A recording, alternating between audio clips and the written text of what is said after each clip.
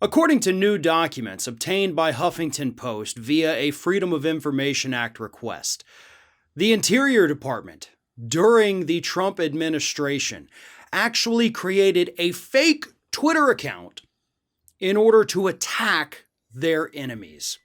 And this Twitter account, by the way, was approved by some of the top individuals at the Interior Department. Okay, this wasn't just a couple little rogue, Monday through Friday employees. These were people in positions of power who created what was called the No Bull Bison account so that they could go after their enemies.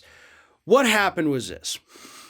2018, early 2019, the agency was getting annoyed about the fact that their decisions that they were making were being criticized by liberal groups for, putting the country in danger and, of course, endangering natural wildlife here in the United States.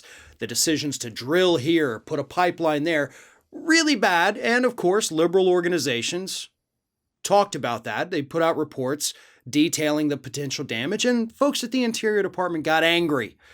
But rather than doing the mature thing and putting out official statements trying to debunk what these groups like Center for American Progress were putting out there, no. They decided to be infantile about it and created the No Bull Bison Twitter account so that they could go after Center for American Progress. Here's what it is. Daniel Giorgiani, the agency's top lawyer, and Todd Willens, who was then the acting chief of staff for then Interior Secretary David Bernhardt, were among those involved in crafting the initial rebuttal of Cap's report. Willens forwarded Cap's report without comment to two colleagues on April 18, 2019. Casey Stemler, a senior advisor at the U.S. Fish and Wildlife Service, responded later that morning writing that he'd, quote, become sick and tired of various people and groups claiming the order does this or that, or it will lead to this or that. It would be great if we had a communication effort so I can lay out the facts. All right, you with me? Continues here. Then you have Faith Vandervoort, the Interior Department's top spokesperson, who used her official government email account to set up the No Bull Bison Twitter account. She quickly chimed in, quote, I think this would make a fantastic first No Bull from the Bison tweet. And then, of course, after some back and forth, because the people she was emailing with, the other people mentioned, were confused about what the hell she was talking about, she explained to them, and again, this is according to the emails obtained by the Huffington Post, explained to them she'd created this Twitter account, we're going to use it to go after our enemies, and then they were like, oh, that's a great idea, do it. And she did. Now, the No Bull Bison Twitter account never became popular. In fact, they only actually even tweeted 5 times.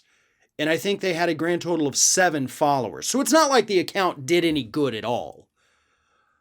But the fact that they did it, the fact that they had ongoing communications about what to tweet from the bull, rather than being grown-ups going out there holding a press conference, putting out counter reports, to prove their points if they had any. They didn't do any of that. They didn't do any of the traditional things that you would expect the federal government to do. Number one being ignore it. I love how they always forget that that's the number one option. Like, sometimes the best thing to say is nothing at all. Like, just let it go. Let it go. But they couldn't do that. They would rather make fools of themselves. Again, using their official government email account. Like, don't you know that we can get that information here, you idiots? And it is what it is. No Bull Bison, no longer operating, so I guess that's a good thing. But here's a problem. I'm willing to bet this is happening more often than we think. And not just with government agencies, by the way. We already know this is happening with people on the right, influencers or people who like to be big on social media. It's happening on the left.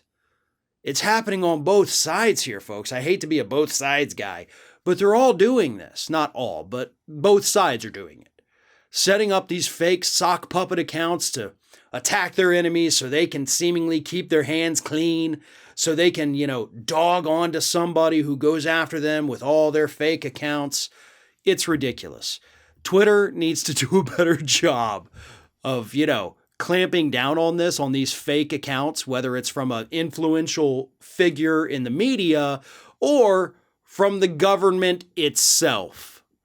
You'd think they'd have the tools in place to be able to figure out what's happening.